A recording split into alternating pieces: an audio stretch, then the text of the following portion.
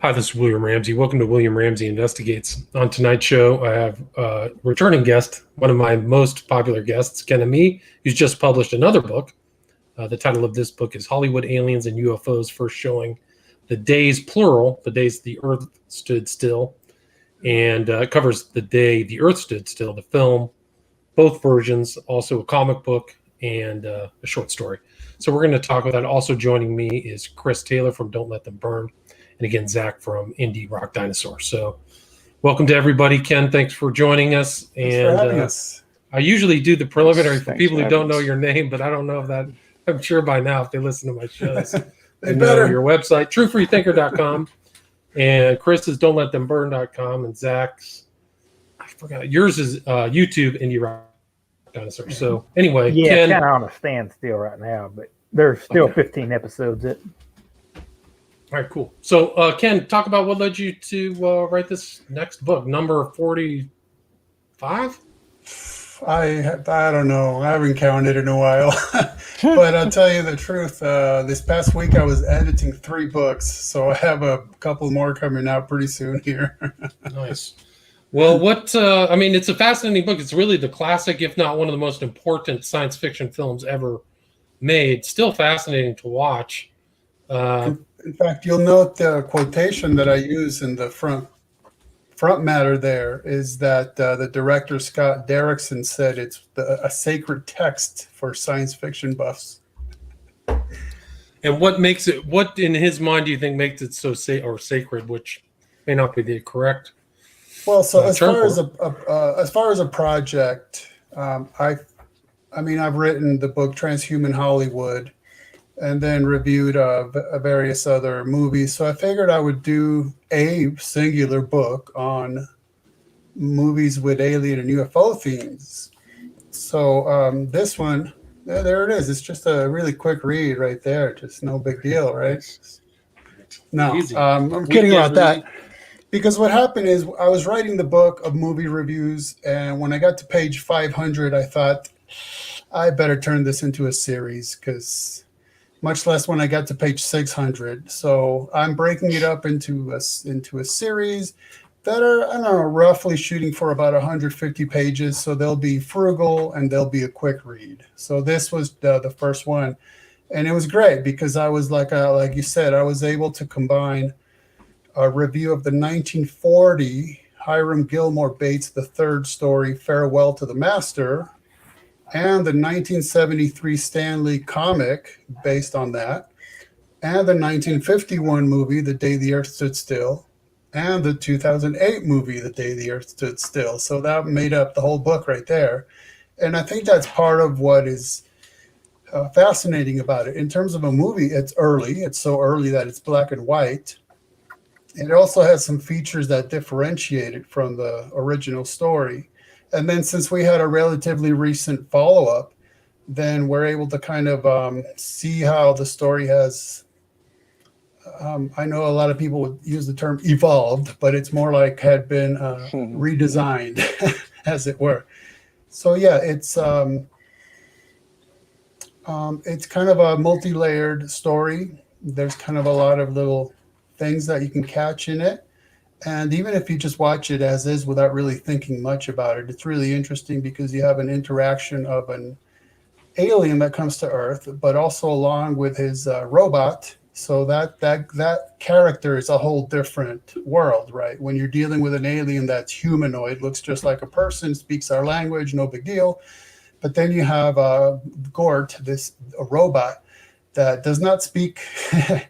It does not interact on its own. It kind of follows orders, and it can blast your rear end if it needs to. So it's a whole other type of thing, right? Dealing with this artificial intelligence, and that too is a very early version of an artificially intelligent robot. So that's so many themes wrapped up in the first movie.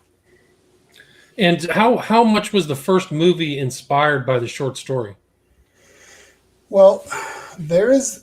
Okay, so the one thing is in the original movie, a flying saucer actually descends to Earth. Okay, now in the newer version of the movie, it's not a flying saucer; it's a sphere. It's It's not a craft we would recognize as a craft, but it's a sphere with undulating light in it.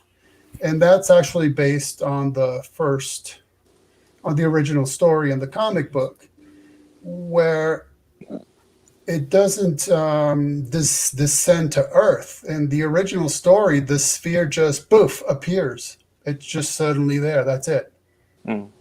And so that's an interesting difference that was picked up in the most recent movie, getting that from the original story. So that led to speculation about, well, was this an alien coming from another planet, or was it time travel? What was it? It's so different that we would think of it in terms of like a dimensional thing rather than a planetary thing.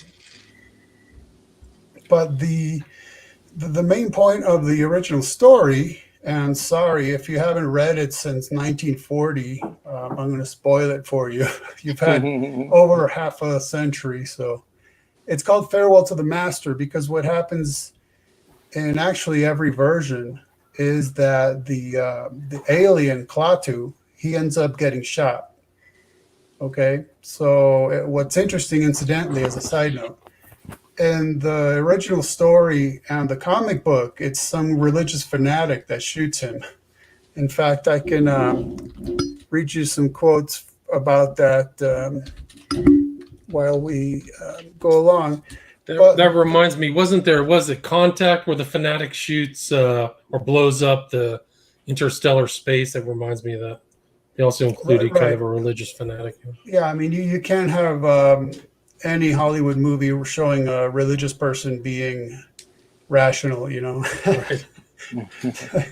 They have to be insane or whatever. Yeah, of course. That's unbelievable. So there were also. I was going to say there are also some similarities to the alien to Jesus Christ. Dying. Okay, yeah, let's get to that though, if you don't mind. Let's work our way to that. Okay, all right. One thing I'd like you to touch on, Ken, is also the writer in the background, what led up to the first movie version as well. If you at some point integrate that.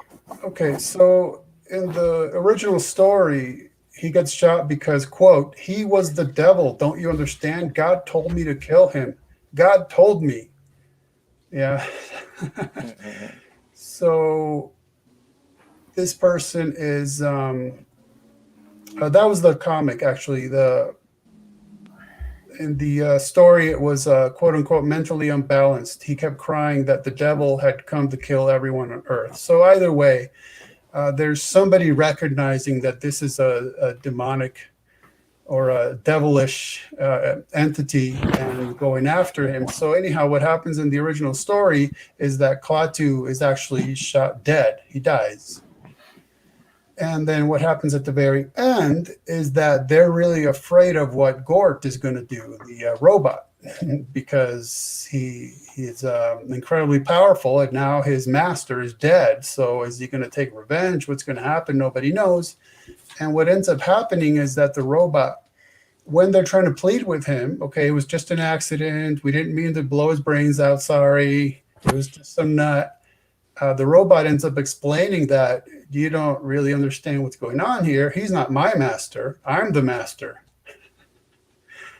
So what was going on there is that the leader, the master of this story was the robot. Well, Klaatu was, we're not really exactly sure what he was, but we know, for instance, when he gets shot to death, Gort is able to do like a high-tech resurrection and brings him back. But see, the iteration of the Klaatu, if it was the original Klaatu anyway, only lasts a short time, so he dies again.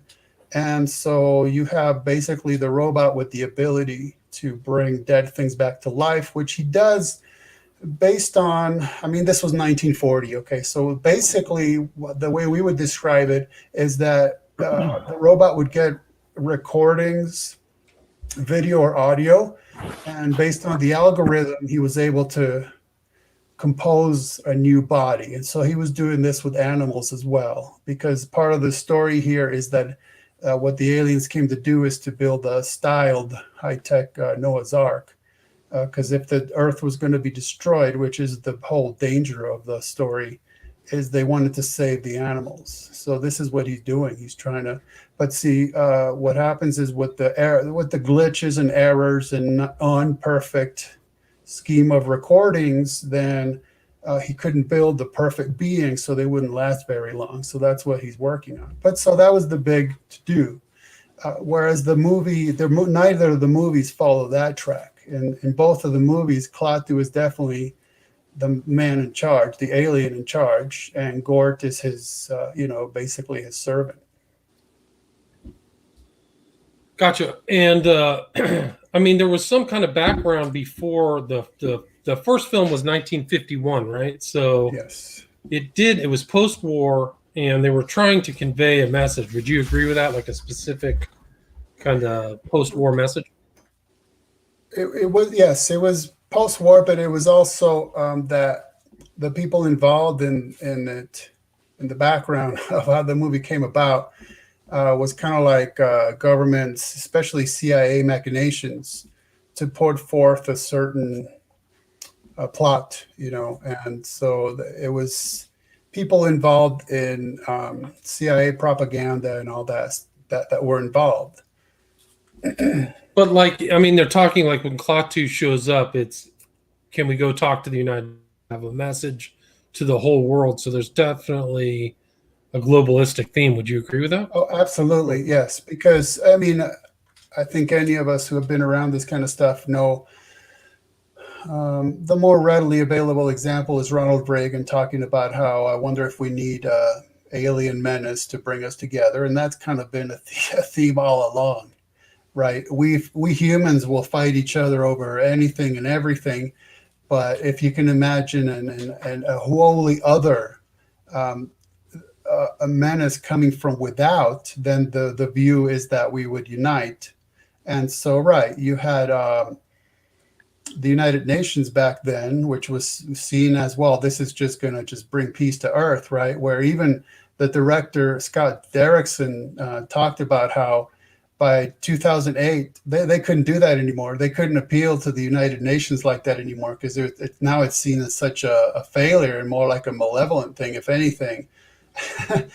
And also, so in the 1951 movie, also what's interesting actually is they make a point that there's no way that Klaatu could address the nations of the world because everyone's still infighting. So he had to end up appealing to a group of scientists, and they do come from all kinds of different backgrounds and religions or lack thereof and nationalities. So that was kind of an interesting point to make. And I mean, if I remember correctly, isn't in the film, don't they land in DC?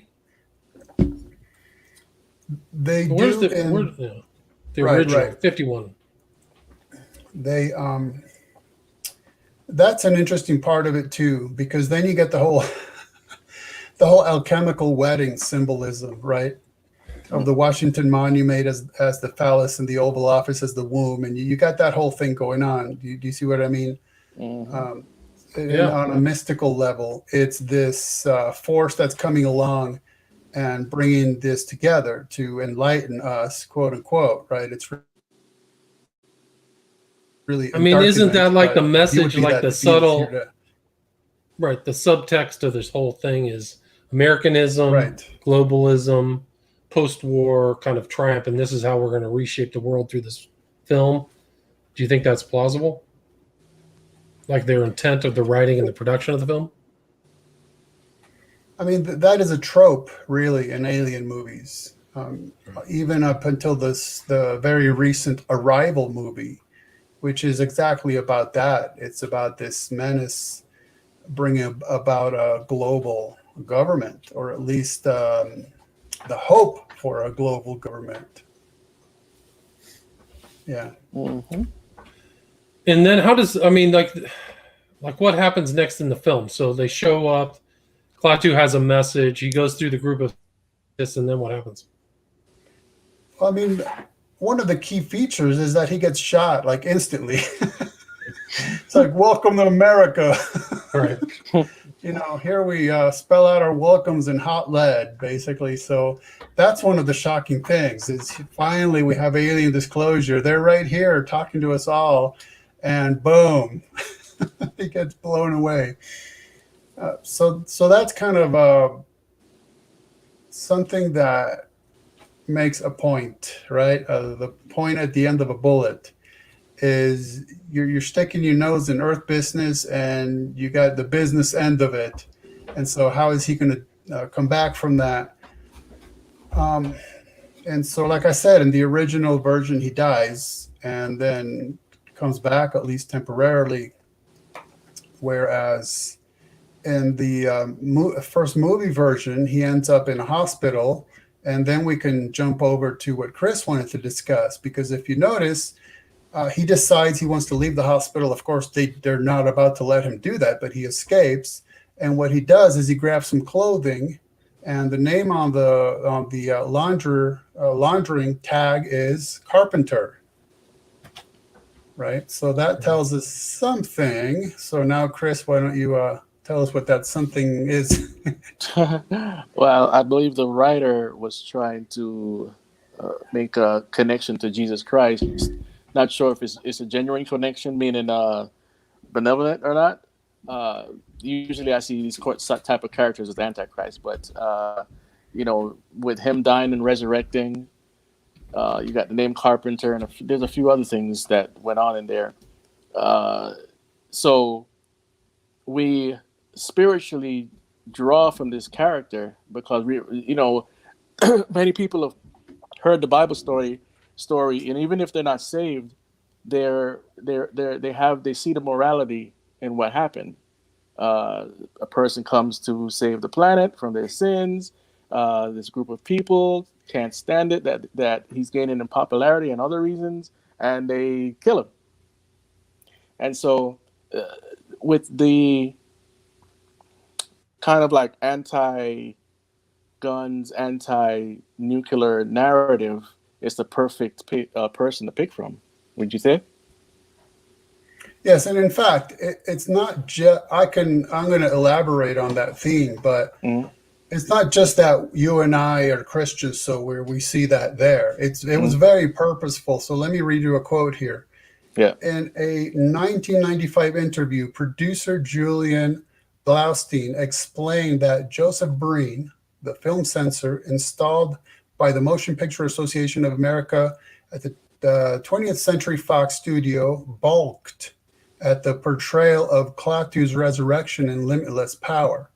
At the behest of the MPAA, a line was inserted into the script when Helen asked Klaatu whether Gort has unlimited power over life and death. Klaatu explains that Gort has only revived him temporarily, and, quote, that power is reserved to the Almighty Spirit, close quote.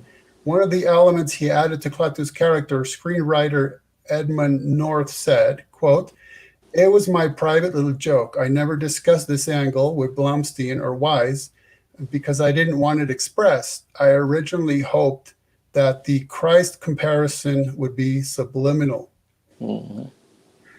Okay, because what happens is that Gort, actually, Klaatu gets shot a second time. And this time he dies. That's it, he's dead. And so Gort brings him into the spacecraft, into the saucer, and basically takes him into the Holy of Holies of the saucer. In the center, there's this high-tech equipment, and he resurrects him. And so let me see if I'm looking around for quotations about that too, because that is stated very bluntly as well as kind of an inside that you and I, again, could guess. Let me add this, if I can, Ken, while you're looking for that, it would be that there's another thing you wrote about in your book about the whole kind of allegory to Christ, which is we have come to visit in peace and goodwill, referencing Luke 2:14. So I think that there's other lines and things in there that kind of enhance the idea of Klaatu as a Christ Messiah figure. And what you'll see, is a lot of movies replicate the same allegory. E.T., Optimus Prime from Transformers, Tony Stark, Spider-Man, and the list goes on. Go ahead. Well, and that's where we get this crossover from transhumanism to, I don't know, transalienism. It's all about the same thing. And I say it anytime I talk about it, it ultimately, or inevitably actually, combines high-tech evolution and occultism. There's no getting away from it. They're always tied at the hip. So essentially, the way there's actually a key distinction between the 1951 movie and the 2008 movie. So for one, in the original movie, as well as in the original story from 1940, Klaatu shows up looking human. That's it. He's exactly like us in looks, in appearance. That is how he is ontologically. He didn't transform into something humanoid. He looks that way, just like we do. Okay. In the 2008 version of the movie, we don't really know what Klaatu is, because when this sphere appears in the high mountains of the Himalayas, incidentally, so sort of like a very mystical context. Yeah. And there's an explorer there who chips away with its ice pick at the sphere and opens it, and then something just kind of happens, and he wakes up the next day. He notices a hole in his glove, and he takes it off. And guess what? He has a mark on his right hand. The implication is that they took a skin sample, but it could have been from anywhere, all over his body. It just so happens to be on his right hand. He received the mark. You guys know what's up. And so what they did is take genetic material from a human. So then years and years later, when the sphere shows up and lands, then this humanoid looking being comes out of it, gets shot, ends up in the hospital. And when they're examining it, I'll say it for now, they're saying, well, this is just some weird, it's not human, it's just some sort of gelatinous covering. But then they're realizing it's coming apart and it's melting, and they're digging into it, and beneath it is a human body.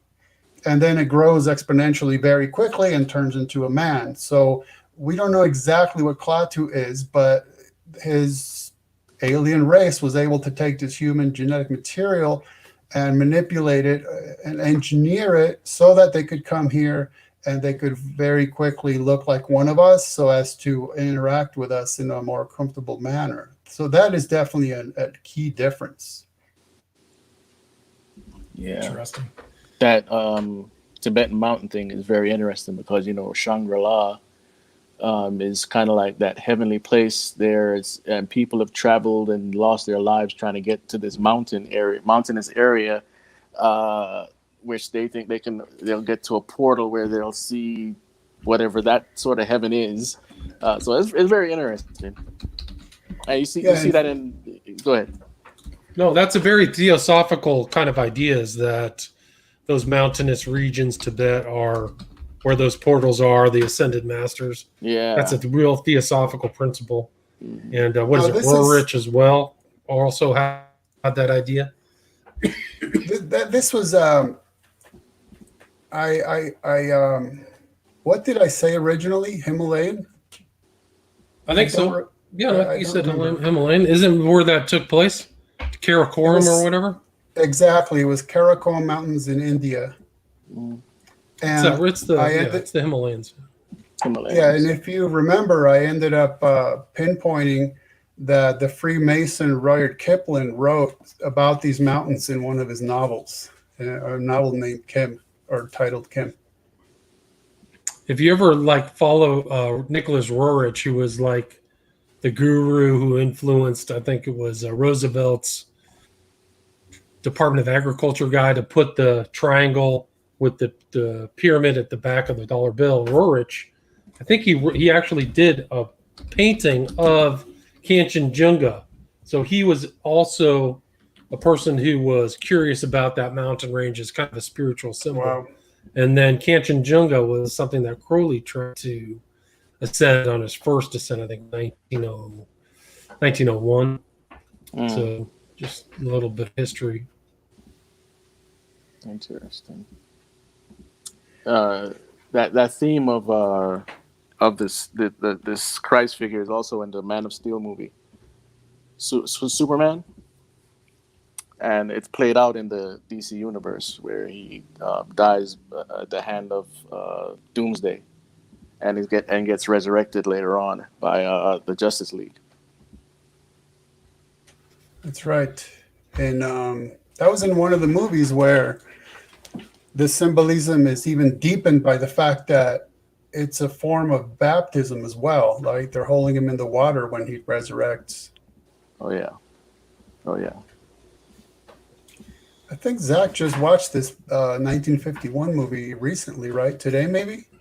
Yeah, today is actually the first time I've seen it. Wow. Any observations? I'm kind of annoyed the Carpenter thing totally went over my head. I mean, I definitely thought that he was, they were presenting the alien dude as a Christ figure, but I can't believe that I thought that, but then missed Carpenter. Yeah, it was just kind of your typical thing. You see that all the time, and especially reading Ken's work, where he just points out so much of it. It's kind of just like one in a long stream of like things just like that. It's sad, kind of. But isn't the robot, doesn't it remind you of Iron Man? Like they took that idea right away from him? Is that true? I can't remember when Iron Man was invented, but I'm not sure if it's a duplicate, because back in that era, that was kind of one of the themes in a lot of these books, like the Iron Giant. You'll see it a lot in sci-fi movies. A lot of these artificial intelligent robots. It does look like the Iron Man costume. Well, a little bit, not necessarily direct, but good. It fits it enough. The robot's like a golem figure. You guys agree with that? It's so interesting you say that, because in my book, The Golem Goal, I kind of went into that correlation between Golem as artificially intelligent to then just a modern day version of the Golem, which would be a robot. And in fact, in 1919 is the first time, as far as we know, that a story was written where a golem is actually made of metal and has gears. So it's basically is a robot. 1919. Yeah. And then, of course, 1927, we all know of Metropolis with the famous robot. So that stuff was around relatively early in sci-fi. Don't forget Greek mythology. Greek mythology, you have a lot of automata and mechanical devices going way back to whatever level of, some were just kind of gadgets, but mythology contains them doing a lot more than just kind of spinning around the room or whatever menial things they did. The owl from Clash of the Titans. Yeah. Right. Oh, and if Zach, if you like the Carpenter thing, when it's first being announced that the flying saucer has landed, they're showing images from all around the world, people listening in on the news, and there's an image of Italians listening in on the radio. And I noticed that a building behind them says El Deville, ELDEVILLE, which I just read as El Devil, right? Yeah. I mean, it was kind of obvious to me, this devilish thing, whatever it is. Yeah. It's like the lady from 101 Dalmatians. She shared the same name. That's right. I forgot about Deville, yeah. Mm-hmm. But I mean, this film also is kind of like it's very influential, and even some of the terms or the words used have disseminated through other science fiction films. Don't you reference that in the book? Yes, I noted how when I watched the original Tron movie, I happen to notice, because I have a trained eye by now, that, and there's just a scene of an office, kind of really quick, but I noticed on the wall of the cubicle it says "Gort Klaatu Barada Nikto," and that term also came up in Star Wars, and it came up in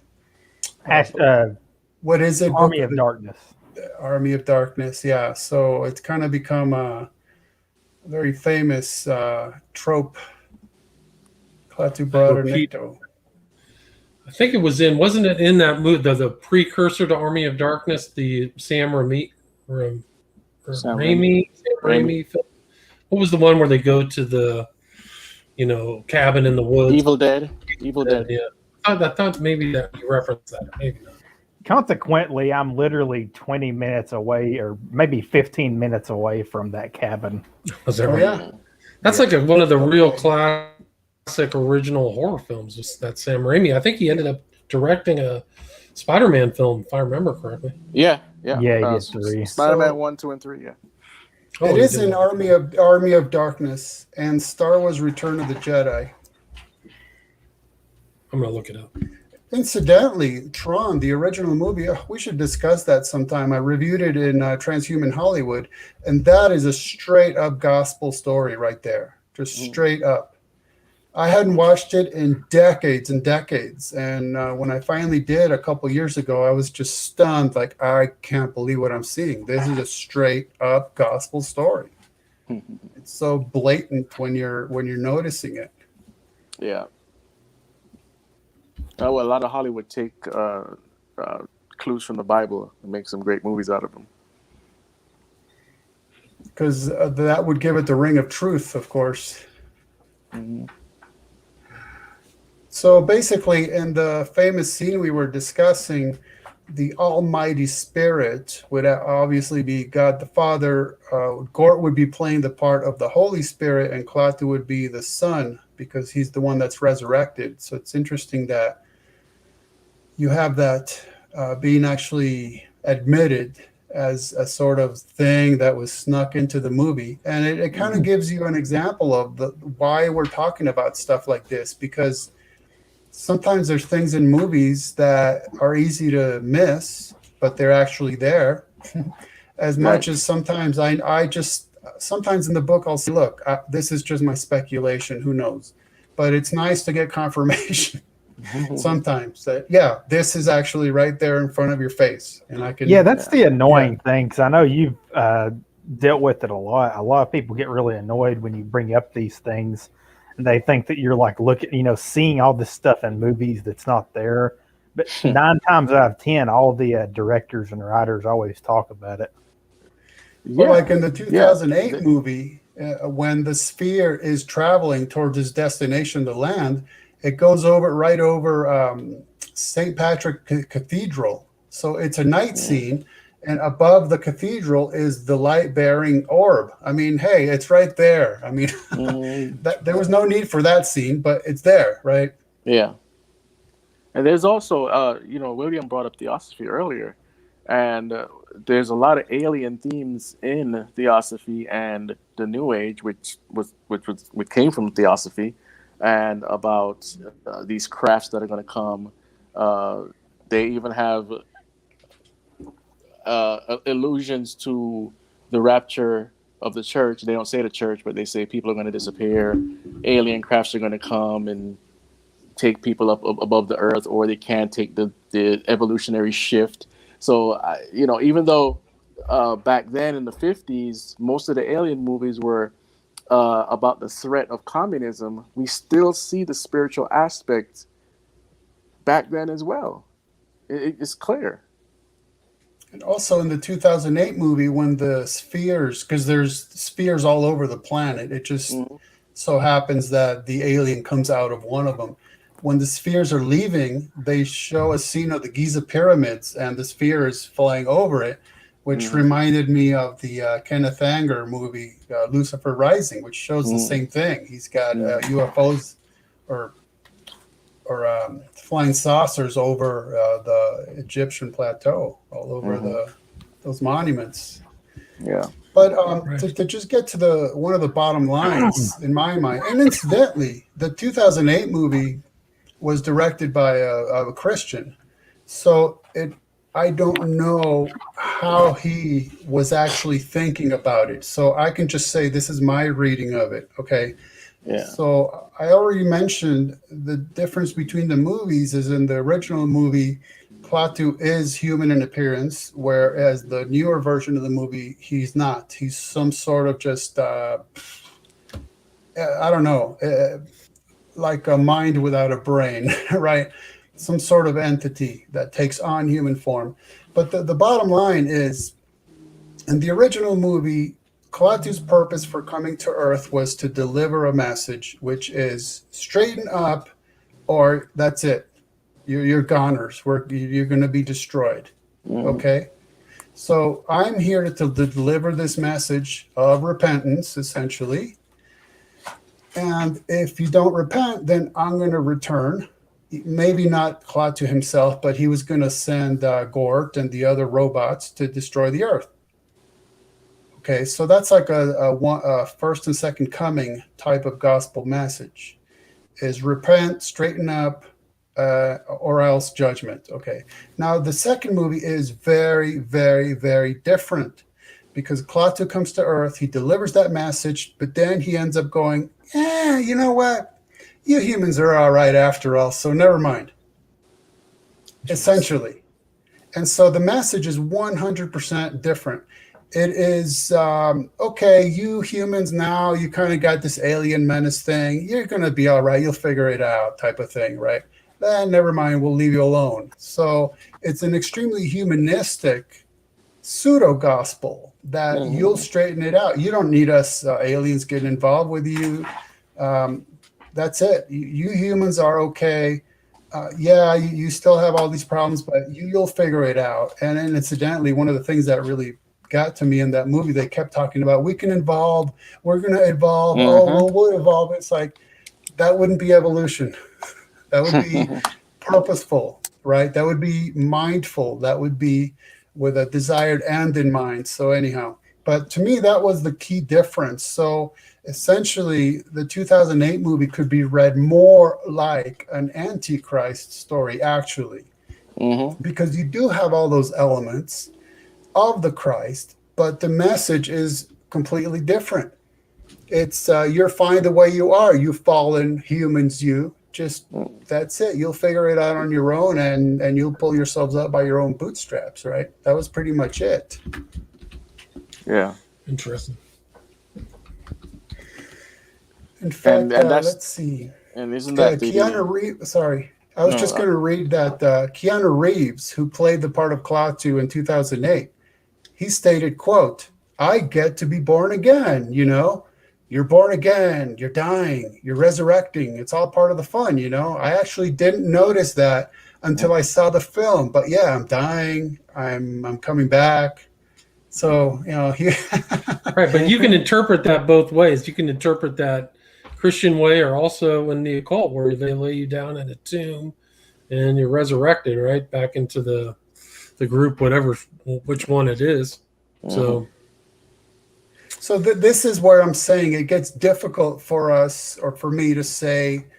I mean, it's easy for me to say this is how I'm reading it, and I can give you all my observations to back up my conclusion, but I can't say for sure what the script writer, the actors, the director, the funder of the movie, all these people involved in it, I don't know what they thought. I don't know what they meant by it. But it's interesting that even an actor who was there making the entire movie ends up sitting down to watch it and goes, "Hey, I just noticed something." Yeah. It's interesting. Yeah. I mean, you can also look at the context of those films made in such a different era, right? The post-war era, and then the kind of new millennia era, where there's almost none of that kind of, Christian kind of biblical outlook, which is probably why the 2008 version, like you said, has this kind of, hey, everything's okay, you'll be all right, you'll just have to change yourself, instead of you better change or else, right? Mm. And I mean, it is remarkable that this story, in one form or another, has traveled from the 1940 all the way to 2008, and it is fascinating how long it has stood out as a story. There's very different elements originally, but still, that we would have such an interest in what would the appearance of an alien, okay, one of those tricky words that could mean so many things. What would the effect be of it coming to Earth? And yeah, what about the 1940s and 50s, where even though not every United States citizen was a Christian, at least there was a common understanding that there's a Christian ethic, to then traveling on into the future, where it's like, hey, now we're seeing the result of our culture losing that ethic. We're seeing it around us every single day, to the point that it's just like, I think you hit the nail on the head, William, where the message would be radically transformed, even though the people involved in it, from the Christian director to Keanu Reeves, who could later recognize that in the movie, still would portray a very different message. That's why I ended up saying the story changed a lot in its premise, in its ultimate point between the two movies. Now I didn't. I watched the movie one time when it first came out, but I remember there being a strong environmentalist green theme in there. So you watched the 1951 movie when it first came out? No, the the one with Keanu Reeves. Not even William was around back then. Hey, man, I'm pretty old. No doubt. There are definitely those concerns, and that's part of why the aliens are here, because they could have just wiped us out. But besides delivering the message of you better repent, essentially, that is part of their. In fact, the 2008 movie contains a whole narrative and a discussion about how unique the Earth is, right? And how it is able to sustain life. And that is why they are collecting samples. Like I said, it's like a neo version of a Noah's Ark. What the aliens are doing is like, okay, if you humans are going to destroy the planet, or we're going to do it for you, either way, we want to preserve all these life forms. In fact, guess what, Chris? You're going to love this. That's the theme in Childhood's End also, right? They collect all the... Yeah, there you go. I knew you were. And also, Knowing. You've seen that movie? Yes. Okay. The same thing, the chosen ones, and they got to collect all these kids, and it's the same. And Knowing, Nick Cage. Yeah. The alpacas. That's actually from space, but still. That's just 1 year after the redux of the day the Earth stood still. So that was 2009. Knowing. And right. Sorry, not to cut you off, but the theme of Childhood's End, if you do a search, you'll see many books with the same theme, and comic books like the X-Men going off of that original theme as well. See, I consulted with William, if you remember, William, a couple of weeks ago, because I was writing my review of Childhood's End, which will be in this series of books, by the way. And I was talking about how, Childhood's End, the novel, is based on Arthur C. Clarke's short story, The Guardian Angel. Right. Okay, it's so in that's 1950. why I ended up... Right. Yeah, I ended up talking to William about how in occult magic, there's the concept of the knowledge and conversation of the Holy Guardian Angel, right? Right.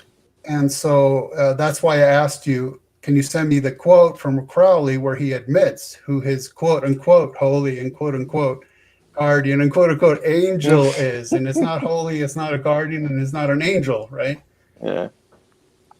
It's Lucifer himself, right? So what does that tell you? That the story is basically about alien that comes to Earth, radically changes our children and takes them. Pretty much. It's actually, the Childhood's End is very sinister. If you Yeah. really kind of take it apart, very sinister. Childhood's End, man. It's basically got it all. It's got it all. You know, it's got this extremely disturbing aspect that I just mentioned, which is aliens wanting to be involved with our children and taking off with them to places unknown, away from their parents' supervision and sight. Yeah. And the whole concept, of course, the big reveal that the aliens in that version look exactly like, not biblically accurate, but creepy medieval versions of what the devil and demons look like, you know. So that was just so fascinating. Incredibly disturbing. And Arthur C. Clarke too was totally networked, was friends with all kinds of occultists. So he definitely had the illuminist understanding of the world, I think. I don't know if you guys seen. I can't remember the name. Geez, I'll try to find it. But there's a Steven Spielberg TV show with these aliens, of course, fighting the humans, and then they have a person that come on their side. You know the trope. The Dark Skies? Fallen Skies. Fallen Skies.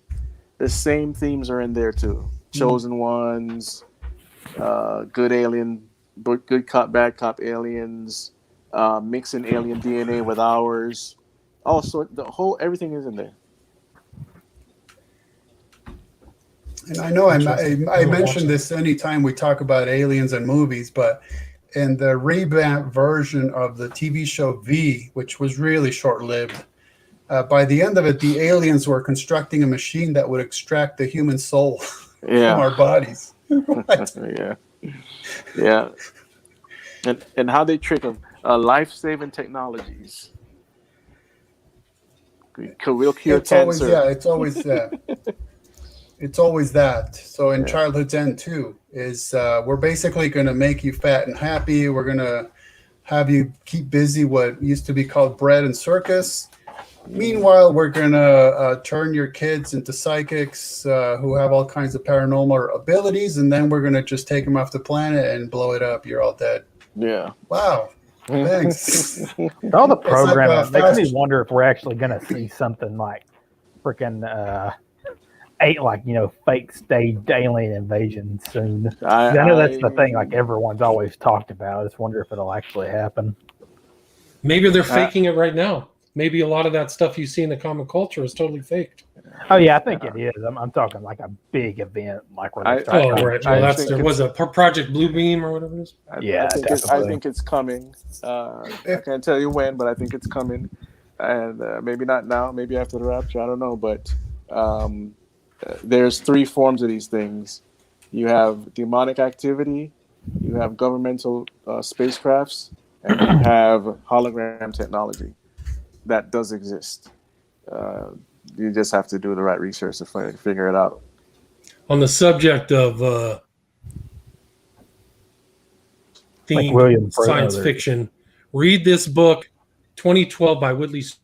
Ridley Scott? Look at even the numerology. This guy's like Whitley Strieber. 11 on December 21st, 2012. This you're breaking up. Strieber is more connected to all this kind of illuminated themes than you might realize. Yeah, he's got a lot of stuff. 11, no. Yeah, I don't drift him at all. 2012. If you recall, William, I started the book, and I'm going to do this with every book. It's not just about the movies, but I'll provide some background. So in this case, it started with a chapter titled 2020, the first year of the rest of our lives, where I just kind of chronicled throughout 2020 the numerous news reports from mainstream sources. I didn't even bother with the French stuff, the mainstream media telling us time and time and time again about alien life. We're hoping to find an alien life. Maybe we found the alien life. Let's look here. Let's look everywhere. Yeah. And then so that's one of the features that I want to put into these books is some kind of background information on technology and just what people are claiming about alleged real life alien and UFO stuff, along with the actual movies. Yeah, because these New Age ascended masters, so-called whatever, we just call them demons, keep telling these New Age writers since a long time ago, but more popular in the 70s and 80s, about these crafts that are going to show up. So why do they keep repeating this theme in these books? Because I think they have a plan to do something like that, to fool the world. It's not far-fetched when they keep repeating it. And another thing, sorry. They're acclimating it. There's engineering people, right? Socially engineering, acclimating them to that. Yeah. All I was going to say is I appreciate your qualifying terms, because I'm definitely not predicting that will happen. But could I see that happening? I could see it happening tomorrow. Yeah. And also another running theme, which is in this movie, is the disarmament of, nuclear weapons or whatever weapons. This is, I'm not sure how much you've read about Admiral Byrd, if you believe it or not, but his story is the same. Disarm the weapons and bring us into an age of utopia, get rid of the Christians, and form a one world government, and on and on and on. These are constant themes, even in Star Trek. Yeah, talk about UFOs, communications, all that stuff. This is it. Contact in the desert. You can just kind of go down the list. Suspect. Crazy. There's old Strieber. There's Strieber. Get this, Maria Wheatley. I think I talked to you about her, Chris. This is Dennis Wheatley's daughter. So Dennis Wheatley was friends with Crowley, wrote Crowley-inspired books. Was friends with Fleming. Influenced Fleming, actually, a lot. But she won't talk to me. I wish a lot of these people would take, actual stands. Like, if I may be wrong, but I'm pretty sure George Norrie is a Christian.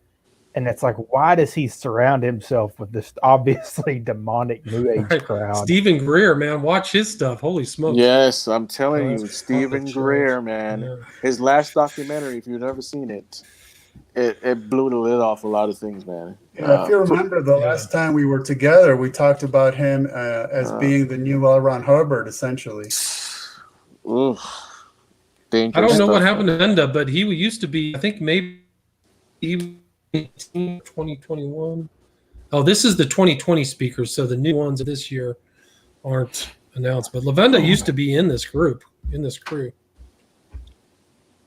Now, what's interesting about Strieber is he's kind of constantly revising or revamping what is actually happening to him, and he's guessed everything. One of his first conclusions was that it was demonic activity. I mean, he used the term demon himself. That's what he said. Yeah. And then he also tied it to MK Ultra. He claims to have been a victim of the CIA's mind control experimentations. And then, ever since his wife passed away, like his latest book, he claims that they co-wrote it posthumously. Okay, he claims she helped him write it after she died. All right. Now I tell you, I've heard of ghost writing, and this is ridiculous, But the thing is, what Strieber is saying nowadays is that he suspects that the whole issue of interacting with what he calls visitors or grays is actually about interacting with the dead. That's his latest thing. So it's basically a form of high-tech necromancy. It's just that's all it is by any other name. Yeah, and he was in. I think he was either associated with or in the Process Church Final Judgment. So back in the '60s in London, I know he was mixing with that crowd, but I don't know if that's been confirmed. I know I touched upon that lightly in my book, 50 Shades of Grey Aliens, because I have a whole chapter on Strieber in there. Wow. So the you said there was a comic book? Yes, 1973. Oh. And the stories are pretty similar until it gets a little liberal in the 2008 version. So the comic book is essentially loyal to the 1940 story, Mm-hmm. just with this or that change. For instance, they have since in the I'll be back comic in just a sec. yes, in the comic book version, when Klaatu is killed or murdered, then Gort just stands still, and he just stands there for months. He doesn't move.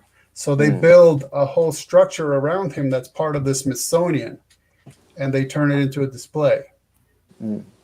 So that's kind of a unique thing about it, is because then somebody ends up figuring out that, wait a minute, he's been moving. He doesn't do it during the day when people are here, but at night he does it, because what he's doing is going into the sphere and conducting these experiments, trying to bring these animals to life via, again, the audio and video recordings, what we would call deriving algorithms from them and trying to build these forms of life.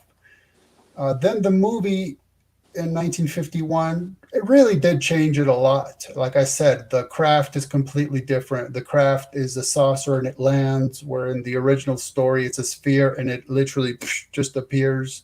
Right. And then again, there's the shift in power, essentially, with the robot being the servant rather than the master and all of that stuff. That's the important thing right there. Sorry. That right there. There's something important in that. Because what we're seeing, whether it's in science fiction novels, comic books or whatnot, and this is bleeding over into the real world, is the dehumanization of humanity and the humanization of robots and deification of artificial intelligence and robots.